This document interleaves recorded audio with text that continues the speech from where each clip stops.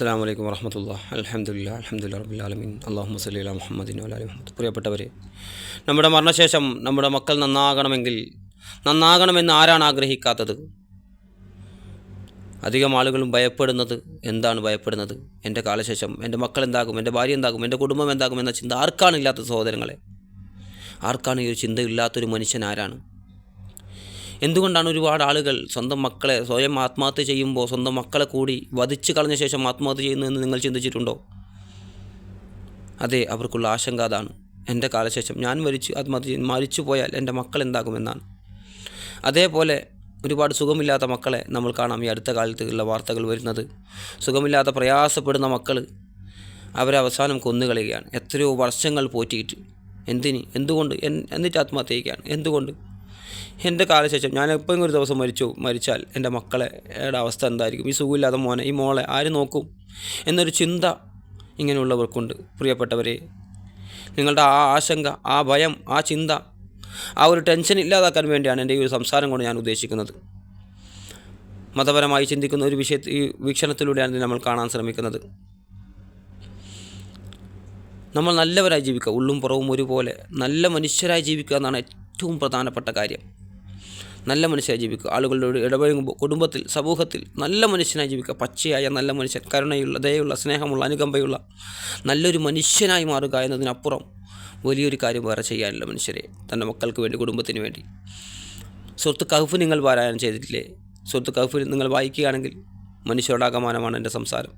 അവിടെ ഒരു സംഭവമുണ്ട്. വിശുദ്ധ ഖുർആൻ 18-ാം അധ്യായം 82-ാമത്തെ വചനം. അവിടെ രണ്ട് കുട്ടികളുടെ മതിലുകൾ പൊളിഞ്ഞു വീണ സംഭവം. അവിടെ മൂസാ നബി അലൈഹി സ്വലാം രണ്ട് പ്രവാചകന്മാർ ആ മതിൽ നേരാക്കുകയാണ്. ശേഷം ഒരു പ്രവാചകൻ മറ്റൊരു പ്രവാചകനോട് പറയുകയാണ്, അതിൻ്റെ കാരണം അവരുടെ പിതാവ് ഏറ്റവും നല്ല മനുഷ്യനായിരുന്നു. അതിൻ്റെ അടിയിൽ ആ പിതാവ് നിധി ഒളിപ്പിച്ചിട്ട് വെച്ചിട്ടുണ്ട്. ആ കുട്ടികൾക്ക് പ്രായമെത്തുമ്പോഴും ആ നിധി അവർക്ക് കിട്ടണമെന്ന് അള്ളാഹു തൻ്റെ ദൈവം, അവരുടെ ദൈവം, നമ്മുടെ ദൈവം ഉദ്ദേശിച്ചുവെന്ന് അവിടെ പറയുന്നുണ്ട്. അവിടെ ആ മതിൽ നേരാക്കാനുള്ള കാരണം പറഞ്ഞത് ആ കുട്ടികളുടെ പിതാവ് നല്ല മനുഷ്യനായിരുന്നു എന്നാണ്. അതേപോലെ സൂറത്ത് ആൽ ഇമ്രാൻ, ആർക്കറിയാത്ത മറിയം ബീവിയുടെ ചരിത്രം, ഇമ്രാൻ കുടുംബം എന്ന് പറഞ്ഞുകൊണ്ട് അല്ലാഹു സുബ്ഹാനഹു വ തആല ആ ഭാഗം തുടങ്ങുന്നത് തന്നെ.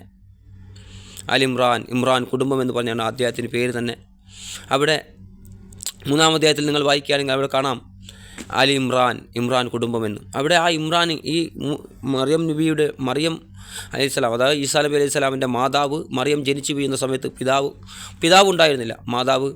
അതേപോലെ മറിയം ബീവിയുടെ മാതാവ് ഒരു നേർച്ചയാക്കിയിരുന്നു, എനിക്കൊരു കുട്ടി ജനിച്ചാൽ ആ കുട്ടിയെ ഞാനെന്ത് ചെയ്യും? ബൈത്തുൽ മുഖദ്ദസിൽ, അതായത് ഈ പള്ളി പരിപാലനത്തിനായി നേർച്ചയാക്കിയിരിക്കുന്നു എന്ന് അവർ പറഞ്ഞതായി കാണാൻ സാധിക്കും. പക്ഷേ ജനിച്ചു വീഴപ്പോൾ അവർ അത്ഭുതപ്പെടുകയാണ്, അത് പെൺകുട്ടിയാണല്ലോ. അപ്പോൾ അല്ലാഹു സുബ്ഹാനഹു വ തആല അവിടെ പറയുന്നുണ്ട്, അല്ലാഹു സുബ്ഹാനഹു വ തആലയാണ് എല്ലാം അറിയുന്നവൻ. അവരുടെ ഗർഭപാത്രത്തിലിരിക്കുമ്പോഴേ അല്ലാഹു സുബ്ഹാനഹു വ തആല കാര്യങ്ങൾ അറിയുന്നവനാണ്. നിങ്ങൾ ആ ഭാഗം വായിച്ചു നോക്കുക, സൂറത്ത് ആൽ ഇമ്രാൻ. മനോഹരമായ ചരിത്ര സംഭവങ്ങൾ. അതേപോലെ അതിനുശേഷം ഈ കുട്ടി അനാഥയാണ്, ഈ കുട്ടിയെ സംരക്ഷിക്കണം, കാരണം പെൺകുട്ടി കൂടിയാണ്. അപ്പോൾ അതിനുശേഷം ഈ സംരക്ഷണം ആര് ഏറ്റെടുക്കും? കാരണം ഇമ്രാൻ ഈ ബൈത്തുൽ മുഖദ്ദസിൻ്റെ സംരക്ഷകനും അതൊക്കെ നോക്കി നടത്തുന്ന വലിയൊരു പണ്ഡിതനും നല്ല മനുഷ്യനും പണ്ഡിതനും ആലിമൊക്കെ ആയിരുന്നു ഇമ്രാൻ. അപ്പോൾ ഇവിടെ അവരുടെ ഈ മകൾ ജനിച്ചു വീഴുന്ന സമയത്ത് നോക്കാൻ ആളുകളില്ലാതെ നോക്കാൻ ആര് ഇതിൻ്റെ ചുമതല ഏറ്റെടുക്കുമെന്ന സമയത്ത് അവിടെ ഒരു നെറുക്കെടുപ്പ് നടത്തേണ്ട അവസ്ഥ ഉണ്ടായി. കാരണം അത്രയും ആളുകൾ വന്നു. ഈ കുട്ടിയെ ഞാൻ നോക്കാം, ഈ കുട്ടിയെ ഞാൻ നോക്കാം. എന്താ കുട്ടിയുടെ പ്രത്യേകതയാണോ? മറിയം ബീവിക്ക് പ്രത്യേകത ശ്രേഷ്ഠത കൊണ്ട് ശരിയാണ്. പക്ഷേ ഇവിടെ ചരിത്രപരമായി അവിടെ നമ്മൾ കാണുന്നത് ആ പിതാവിൻ്റെ ശ്രേഷ്ഠതയാണ്, ഇമ്രാൻ്റെ ശ്രേഷ്ഠതയാണ്. ഇമ്രാൻ കുടുംബം എന്ന് പറഞ്ഞുകൊണ്ടാണ് ആ വിഷയം അല്ലാഹു സുബ്ഹാനഹു വ തആല തുടങ്ങുന്നത് തന്നെ. അവിടെ ആ പിതാവ് നല്ല മനുഷ്യനായതിൻ്റെ ക്വാളിറ്റി, അതിൻ്റെ ഗുണമാണ് ഈ മക്കൾ അനുഭവിക്കുന്നത്, ഈ മകൾ ഇപ്പോൾ ആസ്വദിക്കുന്നത് ജനിച്ചു വീഴുമ്പോൾ.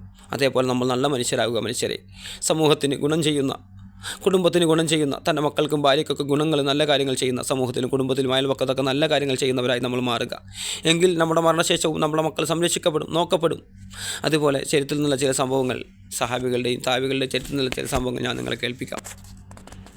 അബൂ ഹുറൈറ റളിയല്ലാഹു അൻഹുവിൻ്റെ മരുമകനും വലിയ പണ്ഡിതനുമായ ഒരു താബി, അദ്ദേഹം തൻ്റെ മകന് വേണ്ടി അദ്ദേഹം പറയുകയാണ്, എൻ്റെ മകനെ, നിനക്ക് വേണ്ടി എൻ്റെ നമസ്കാരത്തിൽ, നിൻ്റെ സുരക്ഷിതത്വത്തിന് വേണ്ടി എൻ്റെ നമസ്കാരത്തിൽ ഞാൻ അല്പം ദീർഘിപ്പിക്കും. എന്തിനു വേണ്ടി? അദ്ദേഹം പറയുകയാണ്. എന്നിട്ട് അദ്ദേഹം സൂറത്ത് കഹ്ഫിലെ അവരുടെ പിതാവ് ഒരു സ്വാലിഹായ മനുഷ്യനായിരുന്നു എന്ന ഭാഗം ഓതി കേൾപ്പിച്ചു. അപ്പോൾ ഇവിടെ സാലിയായ മനുഷ്യനാകുമ്പോൾ കർമ്മങ്ങളിൽ നല്ലവണ്ണം കർമ്മങ്ങൾ ചെയ്യുക, സുന്നസ്കാരങ്ങൾ, ഫർള് നമസ്കാരങ്ങൾ, കുറച്ച് ഖുർആൻ പാരായണം, അതേപോലെ ദിക്റുകൾ, ദുആകൾ, അങ്ങനെ നല്ല മനുഷ്യനായി, മതപരമായി നല്ല മനുഷ്യനായി, ആത്മീയതയുടെ നല്ല മനുഷ്യനായി ജീവിക്കുമ്പോൾ ആ മക്കൾക്ക് അതിൻ്റെ ബെനിഫിറ്റ് ഉണ്ടാകുമെന്നാണ് ഇവിടെ അദ്ദേഹം അത് ഓർമ്മിപ്പിക്കുന്നത്. ഉമർ ബിൻ അബ്ദുൽ അസീസ് റഹ്മത്തുള്ള അദ്ദേഹത്തിൻ്റെ ചരിത്രം ആർക്കാണ് അറിയാത്തത്? മുസ്ലിങ്ങളെ.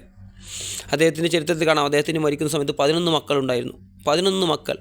എന്നിട്ട് അദ്ദേഹം ഒന്നും സമ്പത്തൊന്നും ഉണ്ടായിരുന്നില്ല. അദ്ദേഹത്തോടെ ആളുകൾ ചോദിച്ചു, അമീറുൽ മുഹ്മിനീൻ, അങ്ങയുടെ മക്കളെ ദരിദ്രരായിട്ടാണോ വിട്ടുപോകുന്നത്? അവർക്ക് വേണ്ടി അങ്ങൊന്നും നീക്കിവെച്ചില്ലല്ലോ.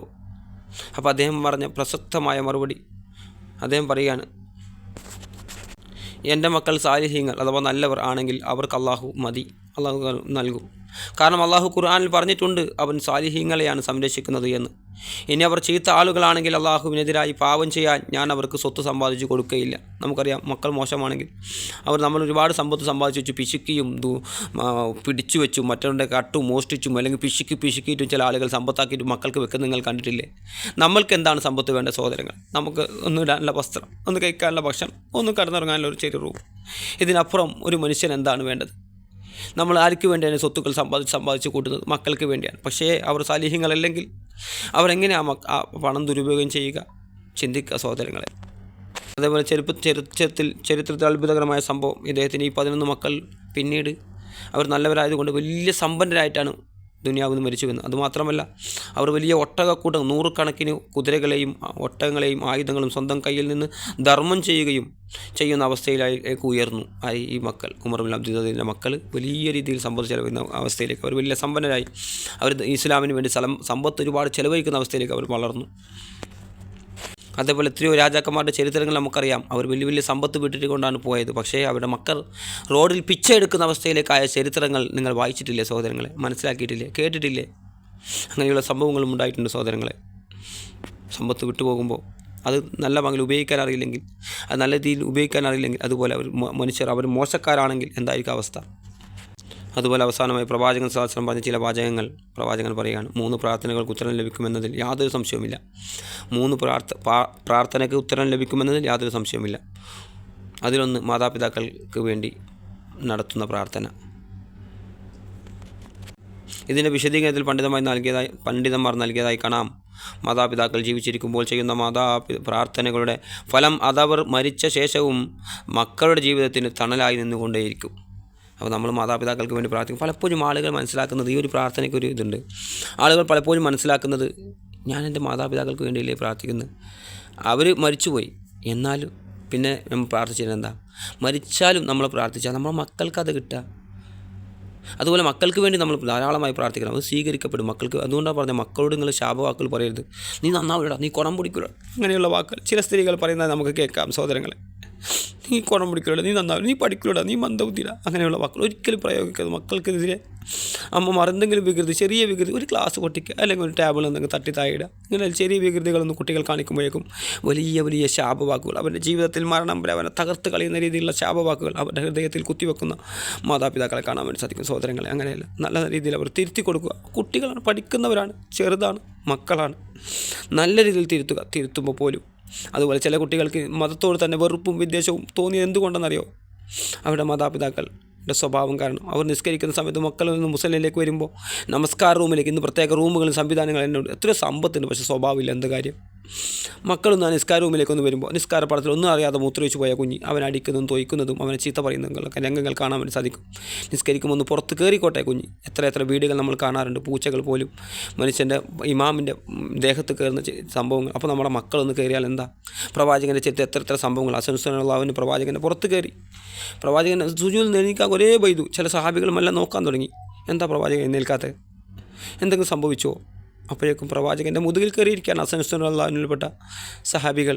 ആ പ്രവാചകൻ സമയം എടുക്കുക. അതുപോലെ മെമ്പറിലായിരിക്കുക പ്രവാചകൻ ഒരിക്കൽ കുത്തുബ പറയുക, ജനങ്ങളോട് കുത്തുബ പറയുക. പ്രവാചകൻ കുത്തുബ പറയുമ്പോൾ പ്രവാചകൻ ഇറങ്ങി വന്നു. എന്നിട്ട് ആ മക്കളെ ഹസൻ ഹുസൈൻ റളിയല്ലാഹു വേറെ മക്കളെ എടുത്ത് ചുംബിച്ചു. എൻ്റെ പ്രവാചകൻ പറഞ്ഞു, അവരുടെ കാരുണ്യം കാരണം എനിക്ക് പ്രസംഗിക്കാൻ സാധിക്കുന്നില്ല, അവരെ ചുംബിക്കാതെ നിൽക്കാൻ സാധിക്കുന്നില്ല. മക്കളെ ധാരാളമായി ചുംബിക്കുക, നല്ല രീതിയിൽ വളർത്തിയെടുക്കുക സഹോദരങ്ങളെ. നമുക്ക് സാധിക്കണം അതിന്. നല്ല രീതിയിൽ അവർക്ക് നല്ല രീതിയിൽ ഉപദേശങ്ങൾ നൽകാൻ, അവരെ ചുംബിക്കാൻ, നല്ല രീതിയിൽ വളർത്തിയെടുക്കാൻ. അതുപോലെ നമ്മളും നല്ല മനുഷ്യരായി ജീവിക്കാൻ നമുക്ക് സാധിക്കണം. അതിൻ്റെ അനന്തരഫലം മക്കൾക്കും ഒക്കെ ലഭിക്കുന്നതായി നമുക്ക് കാണാൻ വേണ്ടി സാധിക്കും. ഇന്നല്ലെങ്കിൽ നാളെ പരലോകത്ത് വെച്ച് നമുക്കതിൻ്റെ പൂർണ്ണമായ പ്രതിഫലം നമുക്ക് കാണാൻ വേണ്ടി സാധിക്കും. ബാങ്ക് അക്കൗണ്ടും ഇൻഷുറൻസും എന്തൊക്കെയാണ് നമ്മളെ മക്കൾക്ക് വേണ്ടി നമ്മൾ തുടങ്ങുന്ന സഹോദരങ്ങളെ, അതിനേക്കാൾ ഏറ്റവും നല്ലതാണ് നമ്മൾ നല്ലവരാകുക എന്നത്.